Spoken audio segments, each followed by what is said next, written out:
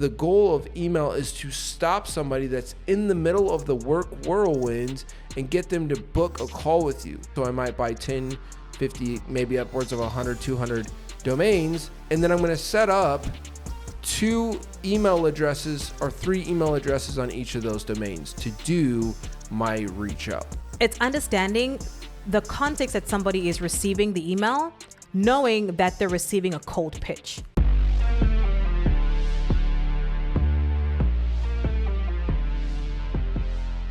Welcome to the Takeover with Tim and Cindy, where we show you how to dominate every area of life and business. Let's get winning.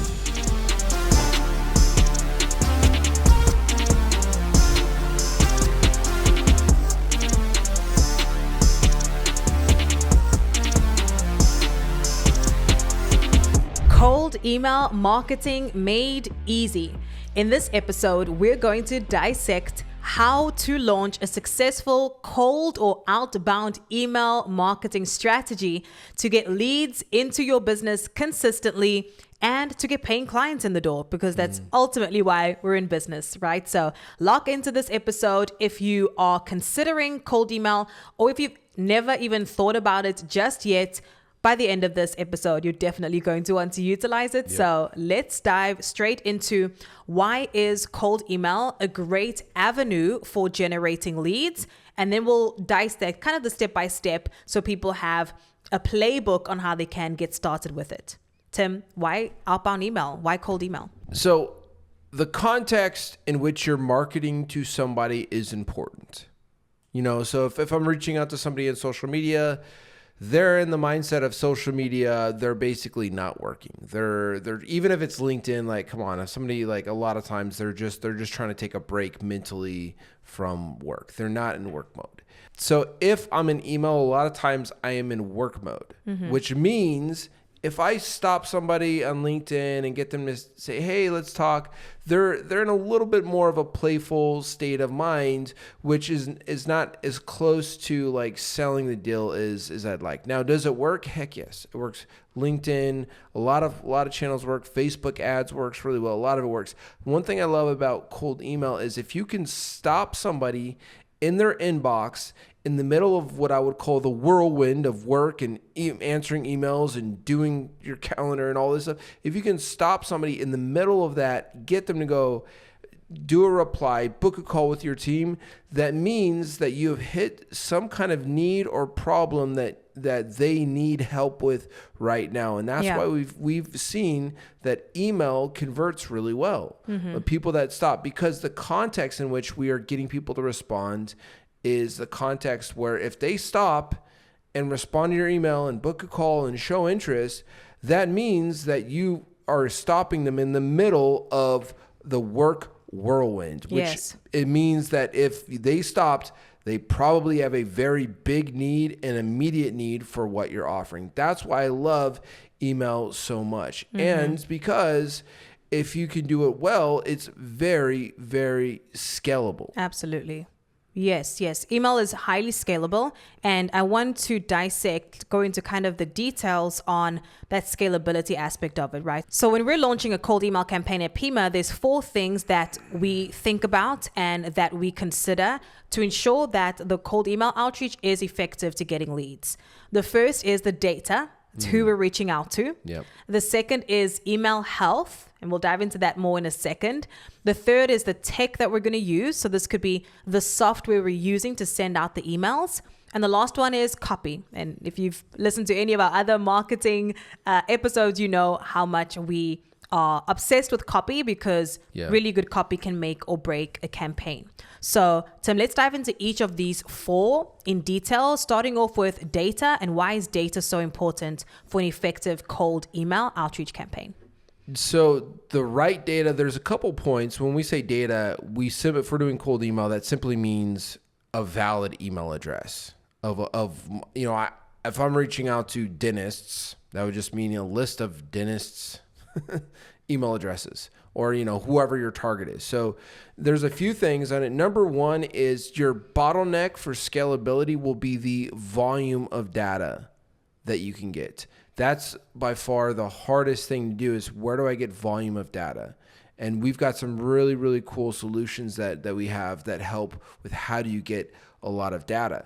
But the second part is valid data, right? So if an email address isn't valid, meaning maybe it was at one point in time, but it no longer exists anymore. And if we're sending out too many emails to non-valid emails addresses, then it's good. What's going to happen is there's this thing called bounce, meaning you send an email out to bob@dinnerstreet.com and that email doesn't exist anymore.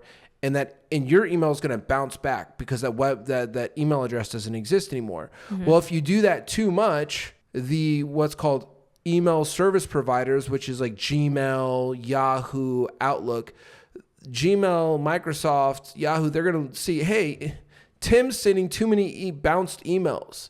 There's something wrong there. Let's flag him. Let's not let his emails go through to anybody. Mm-hmm. So number one is your scalability with email is going to be determined on the amount of data you can get. And if you're doing a good email campaign, this has got to be at least 10,000 email addresses you're sending to a month.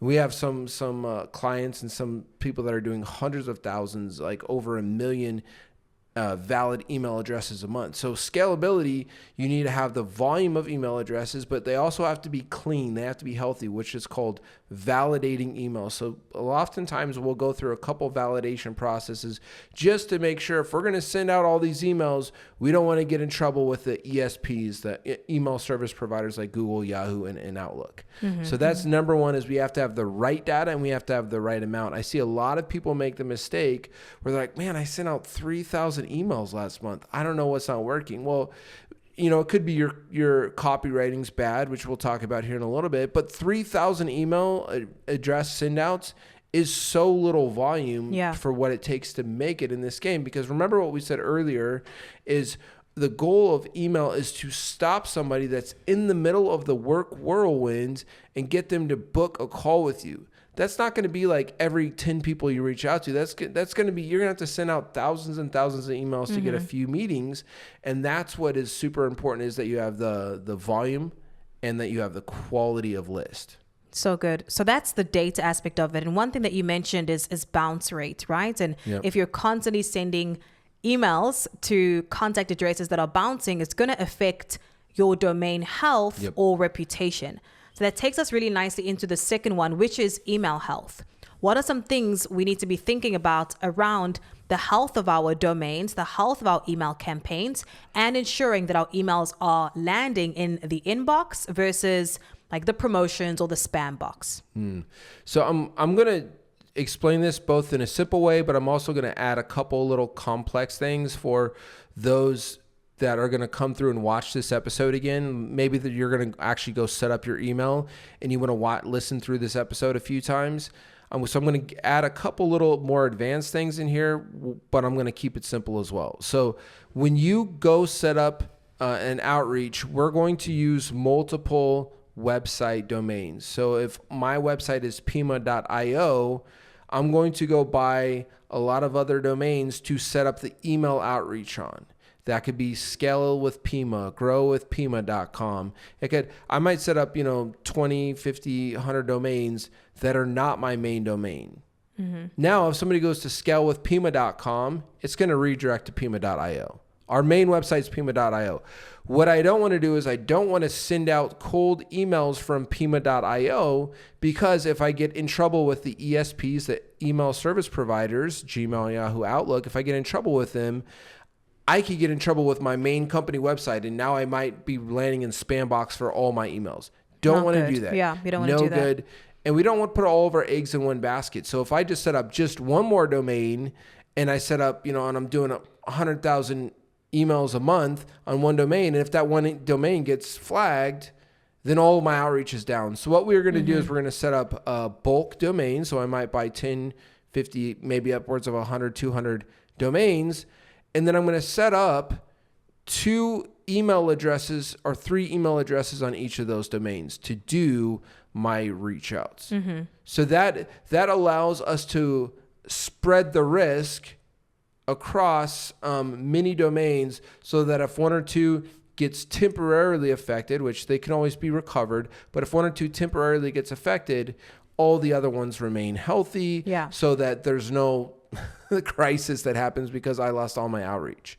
Does it make sense? Yeah, absolutely. Okay. So I set up multiple domains that I'm going to be doing outreach with. The second part of this is that I can't, if I just were to set up, say, scalewithpima.com, and I start doing outreach with it tomorrow, the ESPs, the email service providers, are going to go, wait, this is a brand new website with brand new email, and now people are marking it as spam, right? Because if you're doing a pitch, you're going to get some of your stuff marked as spam. They might be like, okay, don't accept these emails. So Gmail's not going to accept your emails.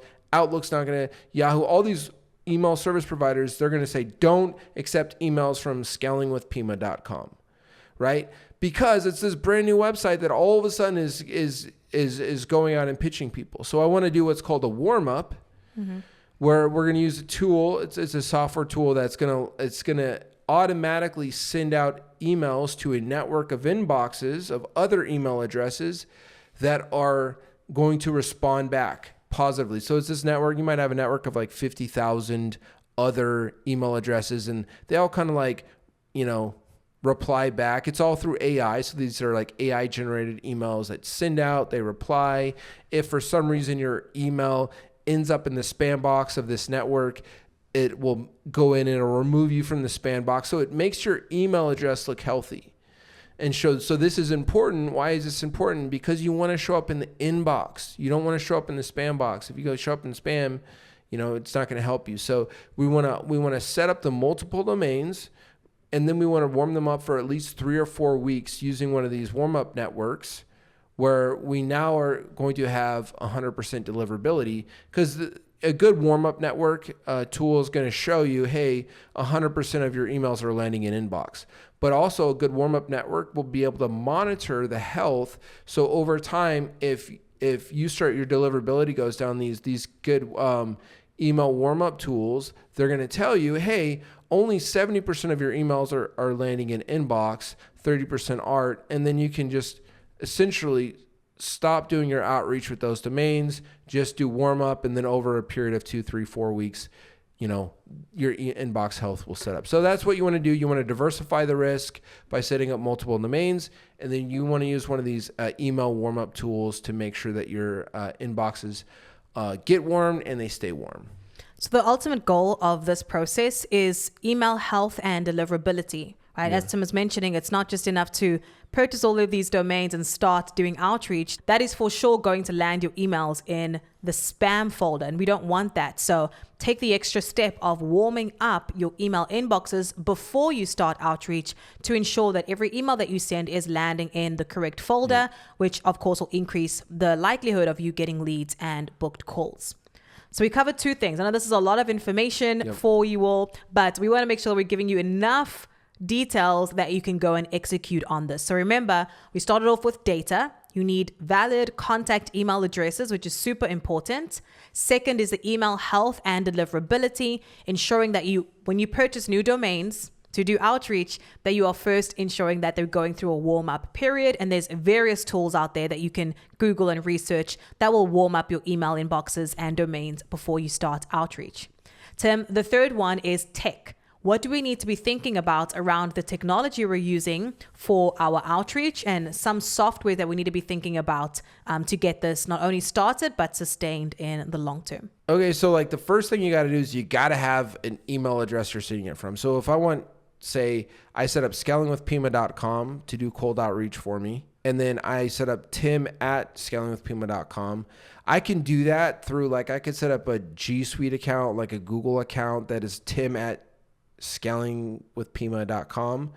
Or I could set it up on some of the other tools, like wherever you buy your actual website. Sometimes you can do email stuff there. If you want to get really advanced and you want to be able to scale really big, you can set up what's called your own private email server. That's for really advanced tech stuff, but that would be where I could set up tim@scalingwithpima.com on my own server. So people that scale really big email, they're going to use private email servers.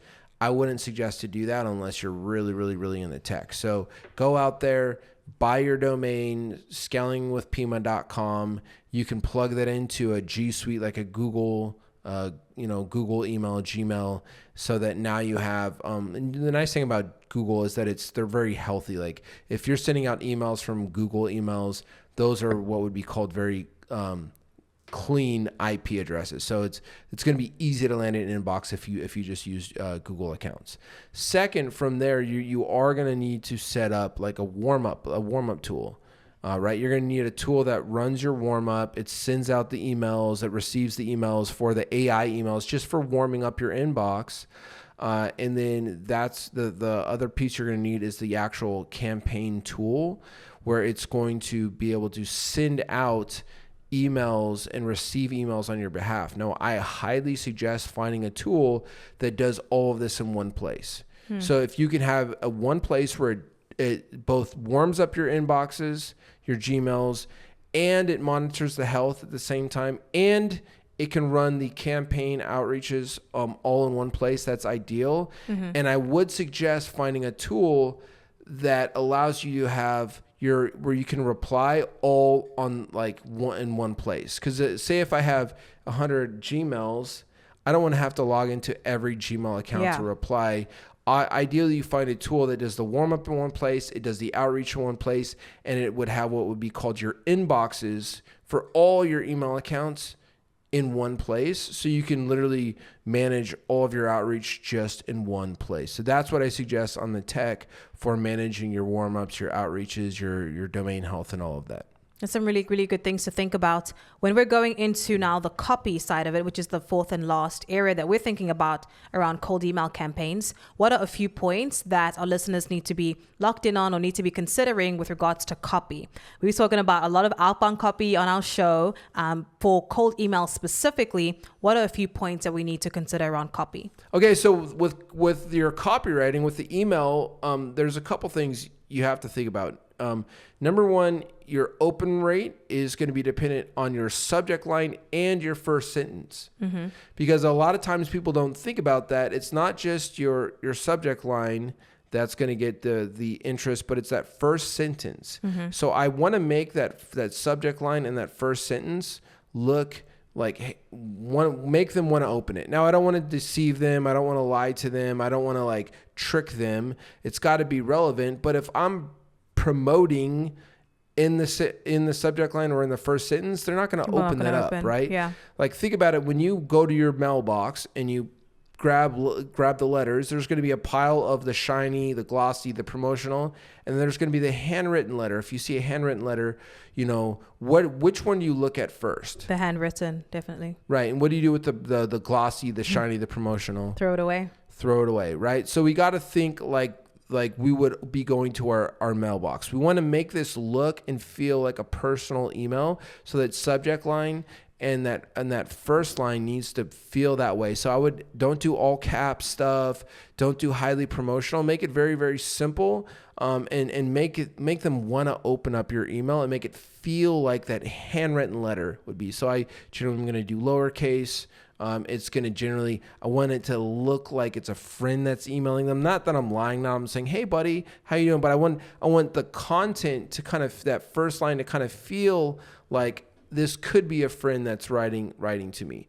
So that's one thing that's really important. The other thing is making sure that, as we always talk about, direct call to action is proven to work better. Don't try to make friends. No one wants to be your buddy or your friend in email. Direct call to action works the best. Don't try to sell your thing and how awesome all your stuff is. Speak to the problem, that one thing that's keeping them up at night, stressed out. All of us have those things in our life that we're just at nighttime, we're up, we can't sleep that night for some reason. We're thinking about that problem. What's that problem that you solve for your prospect that's keeping them up at night? Yeah. And how can we speak directly to that problem? And then have a direct call to action where, hey, if you want to see how we can help you fix insert problem, would be happy to, carve out 20 minutes of time to walk you through how we could help you. When's a good time for you? Very direct, very simple, very focused on the problem we solve. Not all we do web design and social media and coaching and like all this. No one cares about that. So be very direct. And then the third part is going to be that you also have to make sure you're running your emails through the spam word filter. Yes, super important. Because there's deliverability. So now we have a great subject line in the first sentence. Boom. Awesome. It's going to get clicked. It's going to get opened. Now we have a great, number 2, we have a great body copy. We're focused on the problem. We have a clear call to action and next step that's going to get them. Boom. We're doing great. Number 3 is we got to make sure that there's no words in there that's going to trigger spam filters with the ESPs, the email service providers, right? So if I say flash sale free, cash only, like if I use, and there's a big list of them out there. We got to make sure we run our email through a spam word tester. And like I was saying before, if you have a really good software that'll do your email warm-ups, that'll do your email outreach, it'll manage your inbox. A lot of times when you set up your campaigns, it's going to warn you, oh, hey, this email has some spam words in it, and it's going to make suggestions. So that's the third part of doing really good copy, is to make sure that you don't have those spam words in there, because at the end of the day, if you don't end up in the inbox, it doesn't matter how amazing your copy is. Yeah. If they don't see it, right? Absolutely. One more thing I want to add to the copy that converts. We're seeing this work really well right now with cold email copy. And so this is a bonus insider tip from you all. We run hundreds of thousands of campaigns every month for our clients. It's understanding the context that somebody is receiving the email, knowing that they're receiving a cold pitch. So what we like to do in copy is pre-handle the objection that we know we're going to get, right? The moment somebody opens this email from somebody that they don't know, that's the first thing that's going to come to mind, right? Like, is this spam? Who is this person? Understand that your prospects are skeptical, right? So finding ways that you can, one, acknowledge that this is a cold email. So you could say something as simple as, I know I'm coming through unannounced, or I know I'm coming through out of the blue. You're already building trust just through that one sentence, because you're acknowledging that it is a cold email or a cold pitch. The second part is building trust through the copy, right? Knowing that you're reaching out to somebody cold, they are going to be skeptical, because how many of us have heard about spam emails going around, right? I click this link and it's some spam call to action. Like scam it's stuff. Actual scam. So people are skeptical when they receive cold emails. So if you can add a link to your website or a link to a landing page where somebody can click to learn more about you or see testimonials or reviews, you automatically build trust for that prospect. So they're more inclined to take the next steps with you. So just simply understanding, the context with which people are receiving the email, and because there are a lot of spam campaigns out there, we want to make sure that we differentiate ourselves and acknowledge by building trust. Yeah.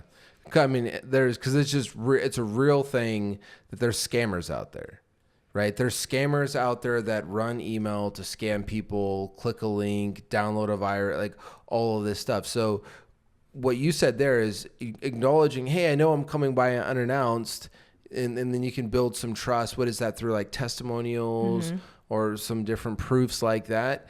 You're differentiating you from the Nigerian prince that send you money. Send me money, right? So no, that's really good. And you're not just saying this off of theory.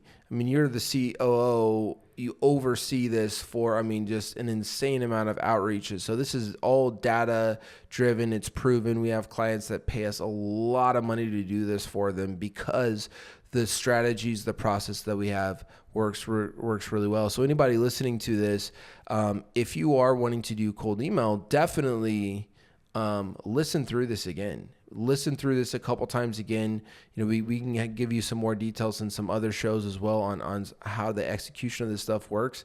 But one thing I promise you is that if you do this well, you're going to have a system that's going to get you clients at a low cost and at scale. So you're going to be able to scale this. Just imagine anybody's email you can get, you can now reach out to. So if you can get, the bottleneck is the email addresses, but now you could actually reach out to every single person in your total addressable market with this email, and people don't know this, but I could reach out to the entire marketplace once every 3 months and then reach out to them, the entire marketplace again for the next 3 months. So your ability to scale and repeat getting meetings every quarter is very, very, very, very powerful. Yeah.